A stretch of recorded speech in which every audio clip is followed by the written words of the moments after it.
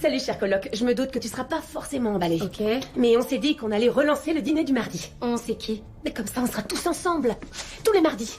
Comme à la grande époque, d'accord? C'est parce qu'on t'aime tous très fort. Et on veut être sûr qu'il n'y ait pas d'équivoque et que tu le saches. Parce que... disons qu'on est assez inquiet. Très inquiet, chérie, de ton comportement récent. On trouve que tu te conduis de manière contraire à ton caractère. Je dis on, car je parle aussi au nom de ton frère. C'est pas vrai. Ce que je vais te dire, c'est uniquement par amour. Tu comprends, n'est-ce pas? Eh ben, tout dépend de ce que tu vas dire. Tu es en train de gâcher ta vie. Tu as abandonné un internat de première classe à l'hôpital pour un emploi à la morgue. Et loin de moi l'idée de me mêler de la vie privée de ma fille, mais tu vas regretter pour l'éternité d'avoir rompu tes fiançailles avec Major. Ça, je peux te le garantir.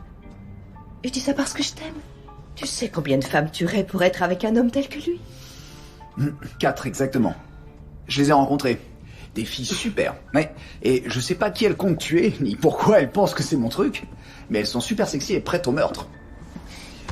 On m'avait dit qu'on parlerait pas des fiançailles aujourd'hui, à titre d'info. Ça fait partie des preuves. Ça démontre son état d'esprit. On m'avait aussi dit qu'on ferait pas ton procès. Non, il s'agit pas d'un procès. Seulement tu as changé de façon si radicale depuis cette nuit au lac. Depuis 6 ans qu'on vit ensemble, tu as toujours été cette force de la nature, cette boule d'énergie surmotivée et inarrêtable. Aujourd'hui, tu passes tes journées affalées dans le canapé devant la télé. On se croirait à l'hospice.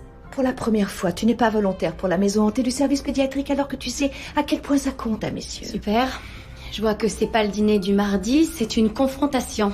Je le savais qu'elle pigerait. D'accord, je vais te dire ce qu'on croit. Tu souffres de stress post-traumatique.